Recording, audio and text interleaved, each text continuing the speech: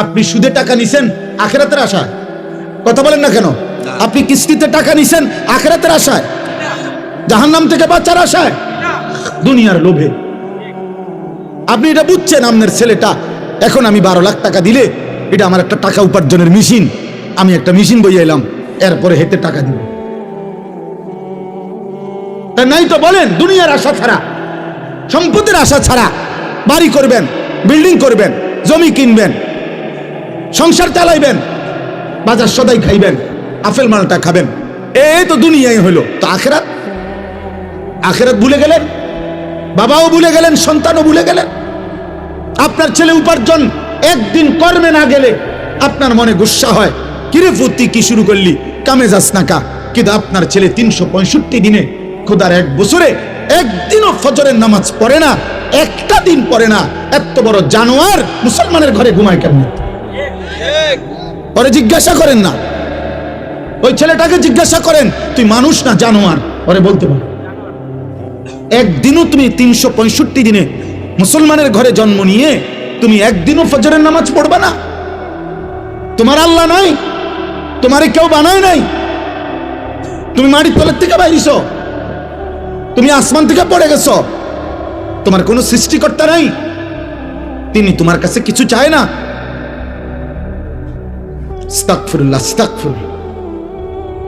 তাহলে একটা বাবা বেনামাজি সন্তান ঘুমায়, ওমা বেড়ার কোনো চিন্তাই নাই, ওনার কোনো ফিকিরে নাই, ওনার ফিকির শুধু টাকা, চাকরি, ব্যবসা, দোকানদারি, বিদেশ, পয়সা, এই জীবন। বলেন আব্বা, আখিরাত কেমনে ভুলে গেলেন? আখিরাত যদি ভুলেও যান তো আখিরাত হবে না? কথা বলেন না? বলো ছেলেরা, বাবা তোমরা বলো, তোমরা যারা আজকে মৃত্যু ভুলে গেছো, তোমাদের মৃত্যু হবে না? তোমরা যারা নামাজ পড়ো না, তোমরা তো মৃত্যু ভুলে গেছো। তোমাদের যাদের চরিত্র অপবিত্র, নারী দেখে, উলঙ্গ ছবি দেখলে, নারী দেখলে, জিনা ব্যভিচারের দৃশ্য দেখলে, হারাম নারী দেখলে বীর্যপাত হয় শরীরের মধ্যে, আর এই শরীর তখন নাপাক হয়। নাপাক জেনা করিলে, ব্যভিচার করিলে, নারীর সাথে হারাম সম্পর্ক করিলে, মদ পান করিলে, ব্যভিচার করিলে শরীর নাপাক হয়, অপবিত্র হয়, অপবিত্র। আল্লাহ রসুল সাল্লাল্লাহু আলাইহি সাল্লাম বলছেন, যে ব্যক্তি মদ পান করে, যে জিনা ব্যভিচার করে, খোদার কসম নবী বলছে, আল্লাহ তার অন্তর থেকে ঈমান খুলে ফেলে, মানুষ যেমন তার দেহ থেকে জামা খুলে ফেলে। মান জানা ওয়া শারিবাল খামরা নাযা আল্লাহু মিনহুল ঈমান কামা ইয়াখলাউল ইনসানু আল কাবিসা মিন রাসিহি। ঈমান খুলে ফেলে বেটা। এই অবস্থায় যদি মৃত্যু হয় নাফরমান, মনে রেখো সে মৃত্যু কি মৃত্যু হবে। পবিত্র কোরআনুল কারীমের 24 নম্বর পারা 39 নম্বর সূরা, সূরাটির নাম হচ্ছে সূরায়ে জুমার। এই সূরার 53, 54, 55 এই 3টি আয়াত আমি আপনাদের সামনে তেলাওয়াত করেছি। ইনশাআল্লাহ এই 3টি আয়াতকে সামনে রেখে সামান্য কিছু কথা আমরা আরজ করতে চাই। আল্লাহ তাআলা আমাদেরকে তৌফিক দান করেন। শুরুতে 2টা কথা। 1 নম্বর কথা হলো, হাতে মোবাইল ধরে ভিডিও বা রেকর্ড করা যাবে না, এটা আমি স্পষ্ট নিষেধ করলাম। আমার এই কথাটা যার শুনতে মানতে কষ্ট হয়, আপনি চলে গেলে ভালো, অথবা আমি চেষ্টা করব আমি উঠাই দিতে। এই জন্য আমি যেন এরপরে আর একজনকেও হাতে মোবাইল ধরা অবস্থায় ভিডিও বা রেকর্ড করতে না দেখি, তাহলে আমি আপনারে ধমক দিয়ে উঠাই দেব। নিজের থেকে চলে গেলে আমার কোনো অসুবিধা নেই। মনে করেন রাগ করে চলে গেলেন, যে আপনার মতো হুজুরের ওয়াজ শুনলাম না, আপনার মতো বেদাইত্র আমি বললাম না, বুঝেন নাই? এই জন্য আমার কোনো অসুবিধা নেই। এটা কোনো আমার নির্বাচনী জনসভা না, আমি কোনো ভোট প্রার্থী না, অতএব সকলের সমর্থন জরুরি না, আখিরাত জরুরি। সবার সমর্থন জরুরি না, সবার সমর্থন কেউই কখনো পায় না, এটাই নিয়ম। পৃথিবীর কোন নবী রাসূলও তার নিজ জনগণ সকলের সমর্থন পায় না, পাইলে তো সবাই কালেমা পড়ত। অতএব এটা কোনো জরুরি কথা আল্লাহ বলেও না। আল্লাহ বলছেন তুমি হকের উপরে থাকো, না হক থেকে বাঁচো, আখিরাতের ফিকির করো। এবার তোমার সাথে কেউ থাকলেও অসুবিধা নাই, কেউ না থাকলেও তুমি দ্বীনের উপরে থাকো, এটা জরুরি। হাদিসের মধ্যে আছে হযরত হুযায়ফা রাদিয়াল্লাহু তাআলা আনহু, হুযায়ফা এই সাহাবীকে নবীজি বলছেন যে তুমি যদি ইসলাম মেনে চলার পথে, দ্বীন মানার ক্ষেত্রে, জীবন চলার পথে যদি কখনো এমন হয় যে তোমার সাথে আর কেউ নাই, রাসূলুল্লাহ সাল্লাল্লাহু আলাইহি সাল্লাম বলছেন প্রয়োজনে একা তোমার মাড়ির দাঁত দিয়ে গাছের গোড়ালি শিকড় কামড়াইয়া ধরবা, তারপরও দ্বীনের উপরে থাকবে। এই যে আপনি তো একবার এনে উঠাইলেন, কয়বার ছবি উঠানো দরকার আপনার বলেন? আপনি এনে উঠাইছেন না প্রথম, তাহলে সারছে পাল্টা, এখন ওটাতে লাগান, স্ট্যান্ডে লাগান, নাহলে আপনি আনেন কোন স্ট্যান্ড, বাঁশ একটা কিনে আনেন ভাই, এটা জরুরি। আমার ডিস্টার্ব হয়, আমার কষ্ট হয়। 100 বার এখনো শুনেন মনোযোগ দিয়ে, বরকত হবে ইনশাআল্লাহ। আল্লাহ আপনার বরকত দান করুন। দোয়া করে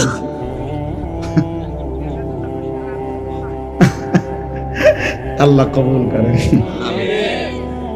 ঠিক আছে, আমার কষ্ট হয়, মানে এটা নাড়াচাড়া করলে আমার দিল জমে না, একাগ্রতা আসে না, এই জন্য আমি এটা একটু কঠোর। মানে আমি আসলে মনোযোগ চাই, মনোযোগ হইলে বরকত হয়, দিল জমে আর কি, দিল জমে। এমনি মনে করেন বক্তা উঠলো নামলো, লোক হইল না হইল, বড় মাহফিল হইল ছোট মাহফিল হইল, এটা আসলে কোনো বিষয় না। মনে করেন আমার 1 কোটি মানুষ চিনে, তো এতে কি আমার কবরের আযাব মাপ? তো আমি এটা দিয়ে করুন কি? আমারে মনে করেন 1 কোটি মানুষ চিনে, তো এতে আপনাদের কারো কবরের আযাব মাপ? তাইলে কোনো ফায়দা নেই। আখিরাত দরকার, আখিরাত দরকার প্রত্যেকের, আমারও আপনাদেরও। যে মাঠে আপনারা দাঁড়াবেন ওই একই মাঠে আমরাও দাঁড়াবো। যার কাছে আপনারা হিসাব দিবেন আমরাও হিসাব দেব। ইয়াউমা ইয়াকুমুন নাসু লিরাব্বিল আলামিন, আল্লাহ তাআলা বলেন সেদিন সমস্ত মানুষ মহান আল্লাহ তাআলা রব্বুল আলামিনের সামনে দাঁড়িয়ে থাকবে হাসরের দিন। নবীজি সাল্লাল্লাহু আলাইহি ওয়াসাল্লাম বলেন মাউদাউ কাদামিন, এই পাওটা রাখতে যেটুকু জায়গা মাটিতে, পায়ের তলা ঠিক এতটুকু জায়গায় শুধু প্রত্যেকে দাঁড়াবে। এর অতিরিক্ত 1 সুতা আগে বাড়তে পারবে না, পিছনেও যাইতে পারবে না, ডানেও না বামে, শুধু দাঁড়িয়েই থাকবে। এখন দাঁড়িয়ে থাকবে কতক্ষণ? সরেন 2-4 মিনিট, ঠিক না? প্রথম দিন 50,000 বছর।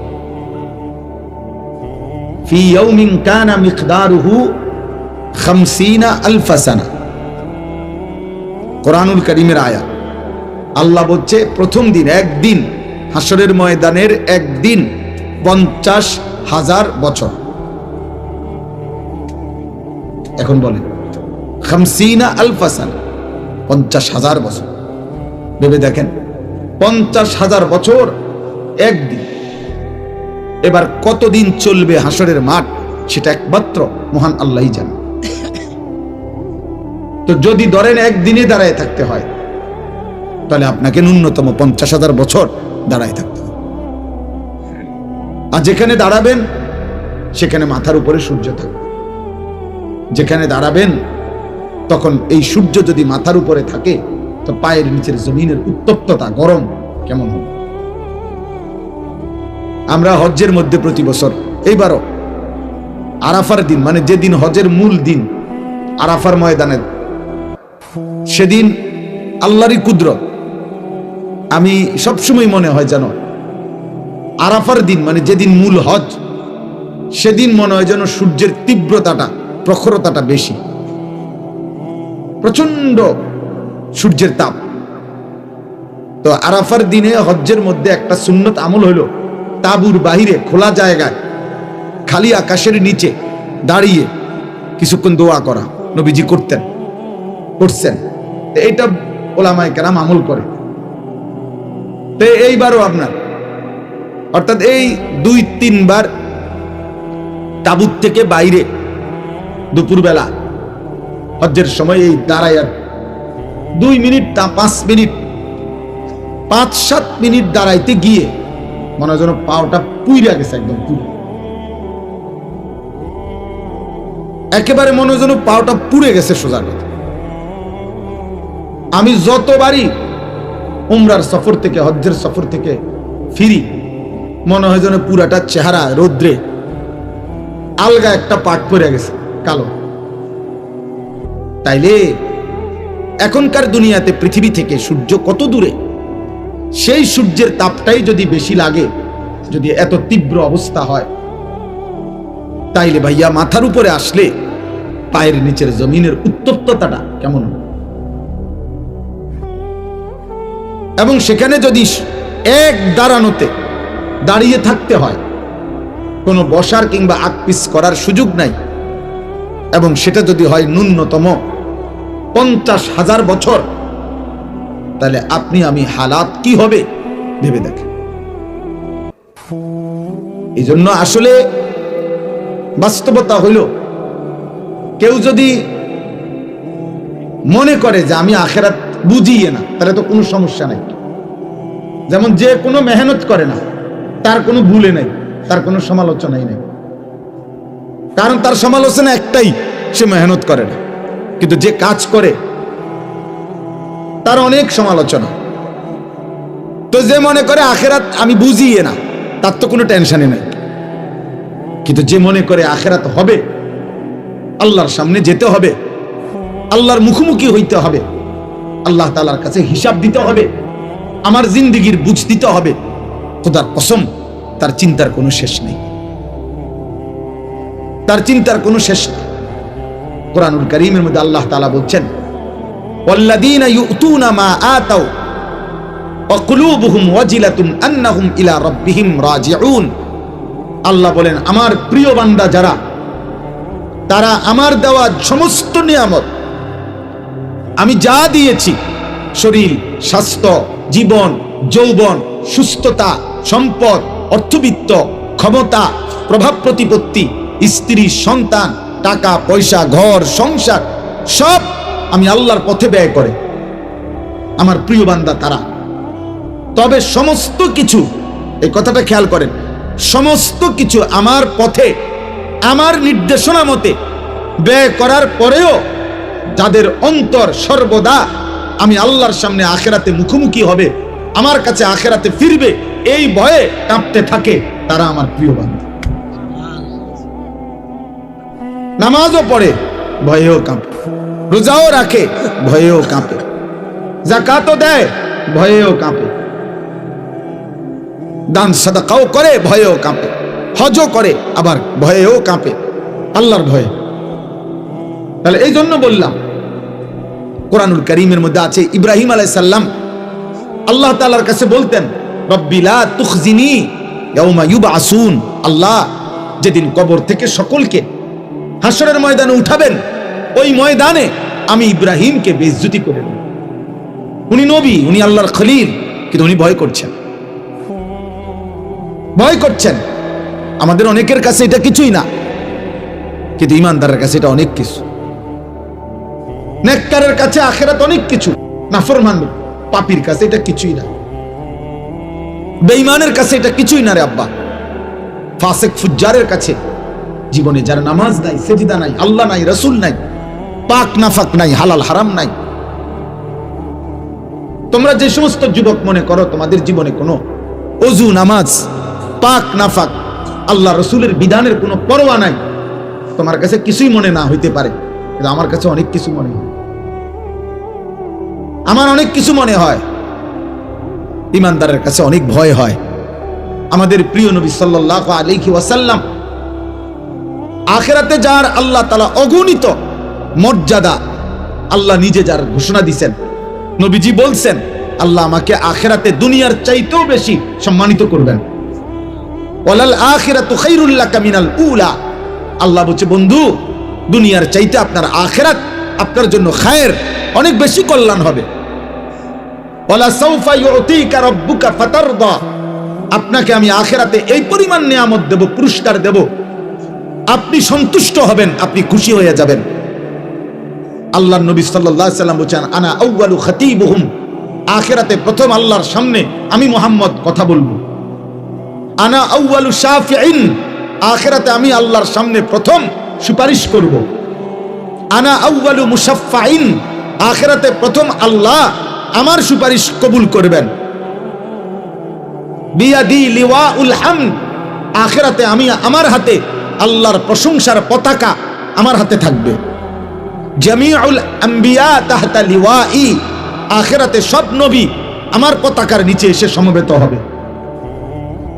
আল্লাহ রাসূল সাল্লাল্লাহু আলাইহি সাল্লাম বলছেন, আমাকে আল্লাহ তাআলা হাউজে কাউসার দান করবে, আমাকে আল্লাহ তাআলা সর্বপ্রথম জান্নাতে প্রবেশ করার অধিকার আল্লাহ আমাকেই দেবে।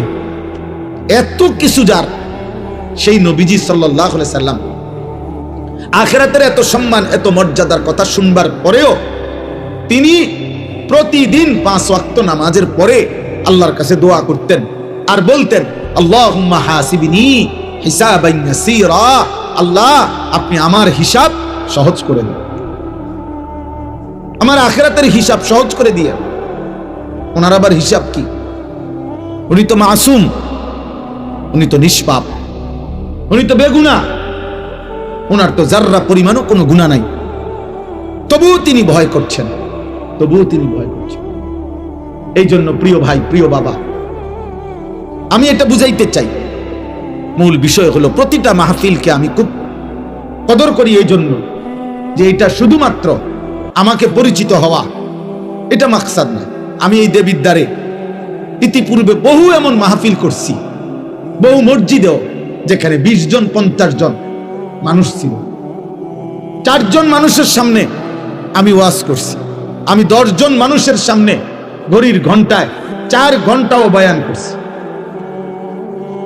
তাহলে কাজে এটা কোনো বিষয় না যে ধীরে ধীরে জনপ্রিয়তা বাড়তেছে, অতএব আশা করি এবারে না হোক সামনের বারে ইলেকশন করবো, এটা না, এই মাকসাদ না।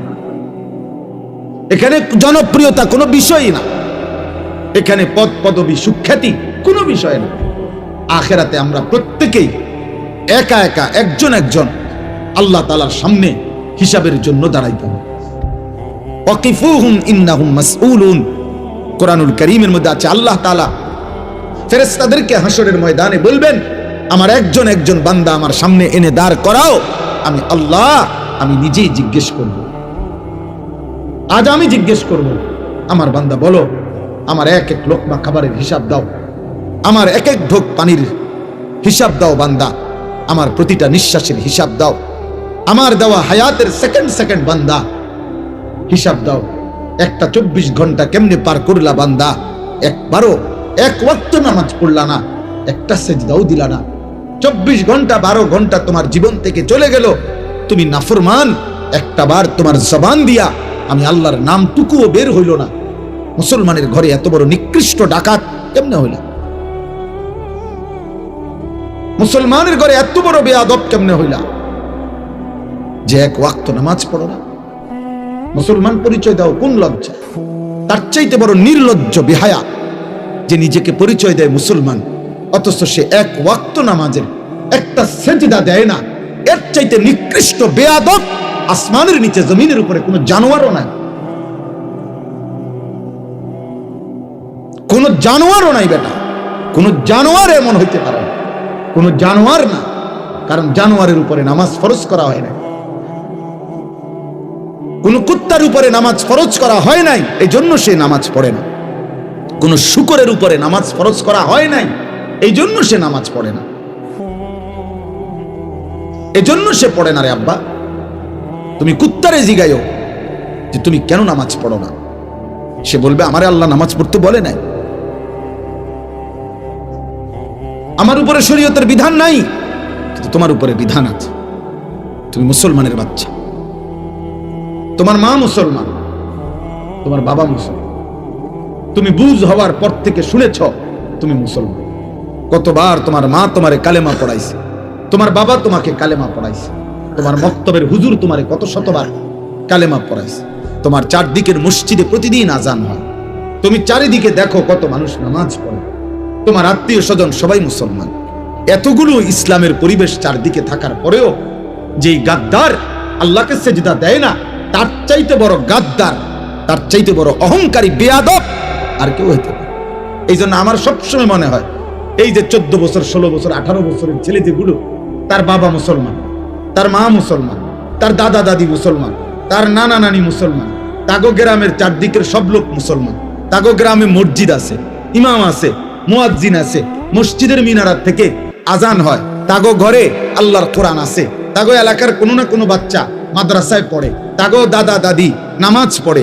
এইরকম ইসলামের পরিবেশ, নামাজের পরিবেশ থাকার পরে, চোখে দেখার পরেও যে এক ওয়াক্ত নামাজ পড়ে না, তার মতো নিকৃষ্ট বেয়াদব, এত বড় জানোয়ার কোন জানোয়ারও হয় না। এ বড় বড় বেশি বেয়াদব। এই জন্য বাপ আপনাদেরকেও বলি, আপনাদের যেই সমস্ত ছেলে এক ওয়াক্ত নামাজ পড়ে না, এ আপনার সন্তান হওয়ার অযোগ্য। এই অপদার্থকে আপনি সন্তান পরিচয় দিয়েন না, ওই আপনার সন্তান না, ও আপনার সন্তান, ও ছোটখাটো গাদ্দার না। চারিদিকে ইসলামের পরিবেশ, এরপরও এত কম বয়স, মাত্র 16 বছর, কিন্তু বেয়াদব, এত বড় বেয়াদব, 16 বছর বয়সেই মাত্র আল্লাহকে কোনো 2 পয়সার পাত্তা দেন। এই গাদ্দার তো 40 বছর বয়সে দাজ্জাল হয়ে যাবে। সে 40 বছর বয়সে বলবে, বেটা গত 30 বছর আল্লাহরে একটা সেজদা দেই নাই, কিতা করতে পারছে আল্লাহ আমার? আমি ফেরাউনের চাইতে কম কি? আমি নমরুদের চাইতে কম কি বেটা? হ্যাঁ, তা আল্লাহ বলবে, বান্দা বেশি কিছু তো আর খাও না, তুমি না মনে করছো তুমি অনেক রঙে আসো, কিন্তু তোমারে আমি যা খাওয়াই দুনিয়ায়, এর চাইতে বেশি আমি জানোয়ারে খাওয়াই। আমার বাঘ, আমার সিংহ, আমার গরু ছাগল, আমার কুকুর বিড়াল তোমার চাইতে বেশি খায়। জঙ্গলের প্রাণীরা বেশি খায়, সাগরের প্রাণীগুলো বেশি খায়, এবং আমাদের চাইতে ফ্রেশ পিওর খাবার জঙ্গলের প্রাণী খায়। কোনো বাঘের খাবারে কোনো ফরমালিন নাই, কোনো সিংহের খাবারে কোনো ফরমালিন নাই, কোনো ভাল্লুকের খাবারে কোনো ফরমালিন নাই, কোনো ভেজাল নাই, পিওর খাবার, পিওর গোশত খাবার। আমাদের সব খাবারের মধ্যে ঝামেলা, আমাদের সব খাবারের মধ্যে ফরমালিন আছে, আমাদের সব খাবারের মধ্যে ধোঁকা আছে। তাহলে আমরা সামান্য ধোঁকা মিশ্রিত দুনিয়া ভোগ করি, এতটুকুতেই আল্লাহকে এভাবে ভুলে গেলাম।